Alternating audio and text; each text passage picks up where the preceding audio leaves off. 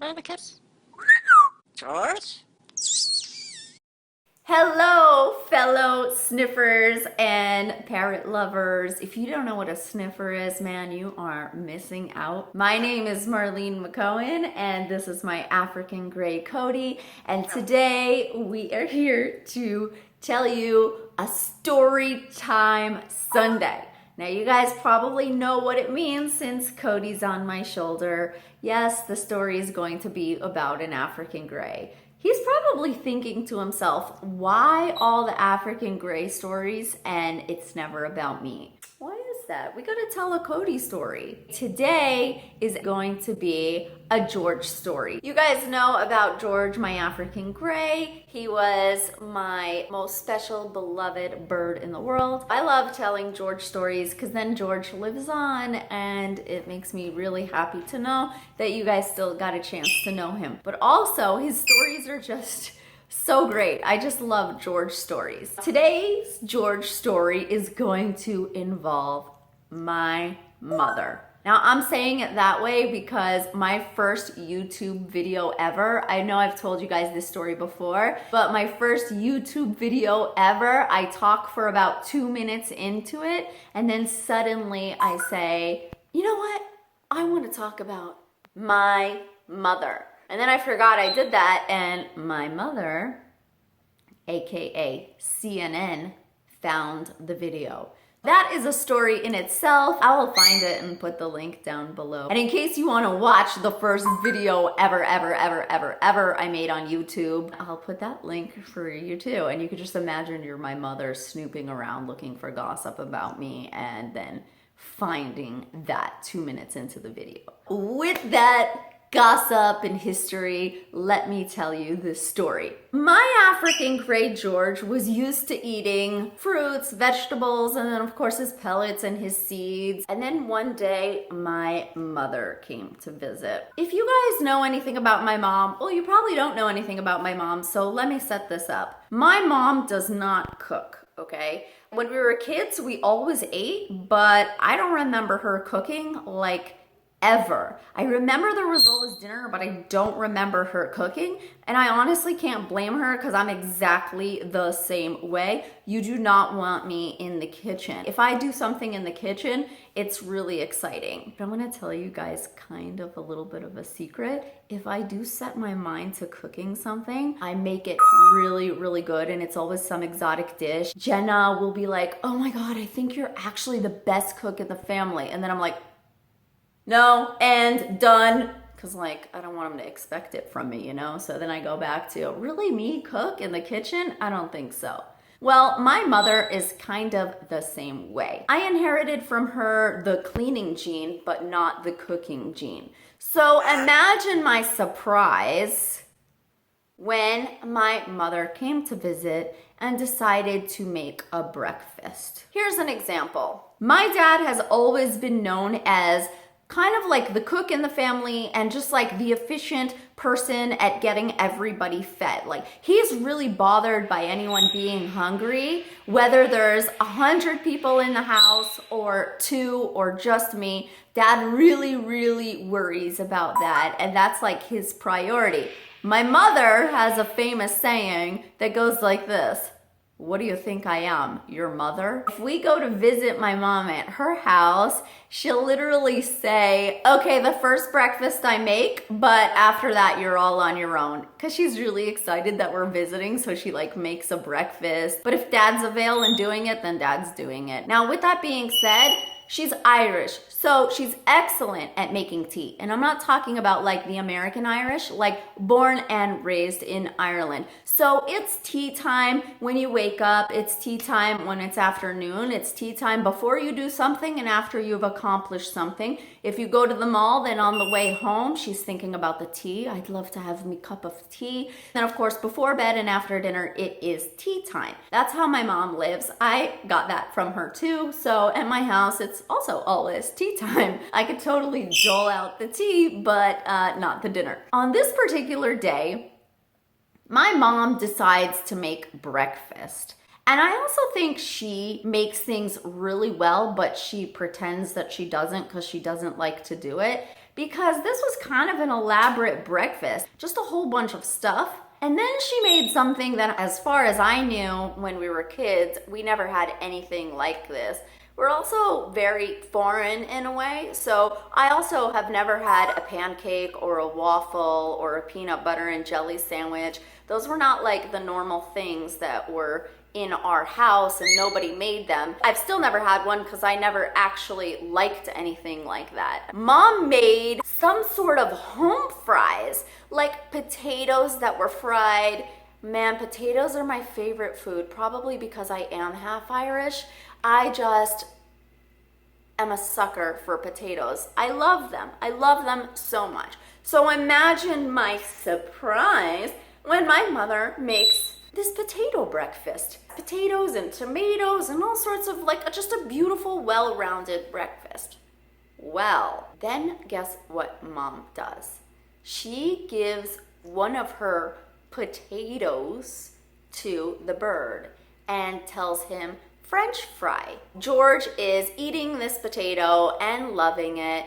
And there's nothing really wrong with potatoes, but you really want to try to not give the birds fried foods. I was really all about keeping him healthy and making sure that he's eating his fruits and vegetables. But now he has had a potato, like a French fry, like a yummy, dreamy French fried potato. So he eats it and he loves it. And it's cute. And I say, oh, you like the French fry? How cute. Yeah, French fry. And then my mom's like, you see, he loves my breakfast. She's all happy that he loves her breakfast. But later if I'm like, hey, Ma, you know that wonderful breakfast? I don't make breakfast. I don't know what you're talking about. I don't recall making any breakfast ever. Mom, how come we never had home fries when I was a kid? You did. You had it all the time. I'm like, really? Because I kind of remember living off the macaroni and cheese that my brother made after school. The next day, I'm eating breakfast and I give my bird something like a carrot or a cucumber. And what does he do? He throws it. Literally flings this thing across the room and says, French fry. I'm like, oh no. I'm like, come on, George, you really like cucumbers. Isn't that fun? Eat the cucumber. No, I bring it back to him, throws it across the room, French fry. No, George, we don't have French fries. Then he goes up to my mother and says, time for French fry. Oh no, we've created like a toddler monster that's demanding his favorite food and not caring about his health. Obviously, what does he care? He just wants French fries. George was able to implement words into sentences, so I always taught him time for. It didn't matter that I never said time for French fry. He could say time for anything he wanted. So any new thing that he learned about, he would just say time for that. I don't think we made any French fries that day, but all day he talked about French fries. The next day, Mom makes her fries again. Oh no, Mom, I don't want him to see them. I don't want him to get used to them. And he sees them and he's like, French fry, time for French fry. So of course, she gives him one. All day he's talking about French fries, especially if my mom puts a pan to the oven, he thinks a French fry is about to happen to him. That kind of dies down. I mean, there were many more days where he asked me for French fries. Then he knew exactly what French fries looked like. He would ask for them all the time. One day, I am out at lunch with my friend. And my friend is on a very serious diet. She's doing that thing where she only eats salads and we get this big salad. She was really good at keeping to her diet, so I'm thinking to myself, I'll try to stick to it too. We'll both be healthy. And then my friend orders French fries. I'm shocked. Why are you ordering French fries? You're totally against carbs. Yeah, we're like those LA girls. You don't want carbs. You've never seen a carb. Me, on the other hand, I'm like the skinny fat vegan, that all I want is potatoes if I can get them. Why is she ordering French fries? It's the biggest temptation for me. So I say to her, why are you ordering French fries? She's like, oh, for your bird. He asked me for them before I left. hold up. I know I take birds very seriously. I know you guys take birds very seriously. She was a really good friend, but she basically was at my apartment thinking, oh, we're gonna leave, we're gonna go have lunch. And it's almost like the bird said to her, bye, bring me back some French fries, thanks, I'll pay you later. It's just like she took it so logically. Oh, okay, the bird asked me for fries, so I should bring the bird back fries. Part of me is thinking, oh my God, she's such a good friend. Like, she gets it. She's taking the bird seriously. And then part of me is like, what is my bird planning without me? Because he knows I'm trying not to give him French fries. He went behind my back and asked her for French fries. He probably knew I was gonna go out and eat them myself. And he was like, yo, when you're out, bring me back some of those. And then her thought process to just be like, oh yeah, okay, cool, I'll get you those, no problem.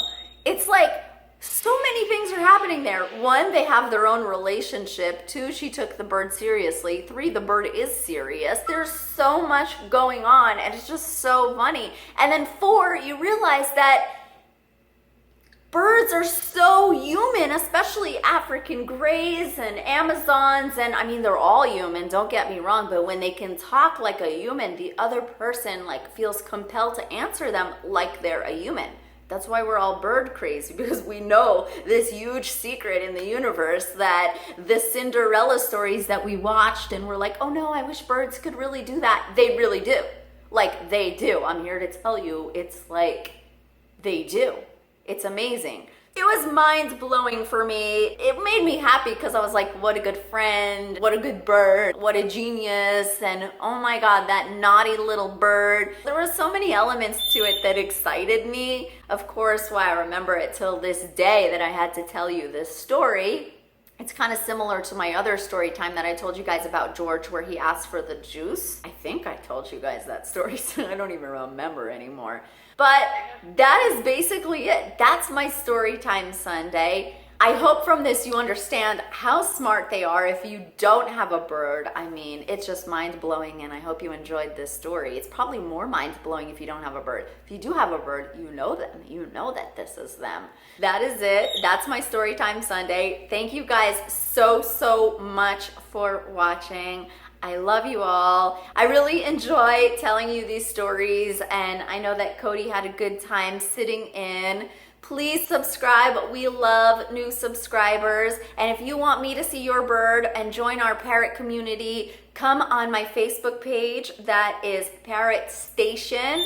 And just come on, introduce yourself and your bird and share bird videos. Try not to attack other people, because I made my page on purpose where I wanted to be different. I wanted to not have those judgy parrot pages. The community on Parrot Station is absolutely amazing. It's like bird addiction. It's like just scrolling through Parrot Station on Facebook is just like, it's like a whole bunch of other people that understand you and understand how exciting it is to look at birds all day. And then what's great about it is you stop seeing your friends on Facebook. You just start seeing all the birds, and Facebook becomes so much more entertaining. I hope you guys enjoy that. If you want to know more about my life and my life with the birdies, or watch the birdies all day long, follow me on Instagram at Marlene McCohen. I love when you guys come over there, and I really appreciate it. I use it like Snapchat, so I story time them all day long. I think you guys would really enjoy it. So you're welcome to come over there and say hi to me. That is it. So thank you guys so much. I love you all. Bye.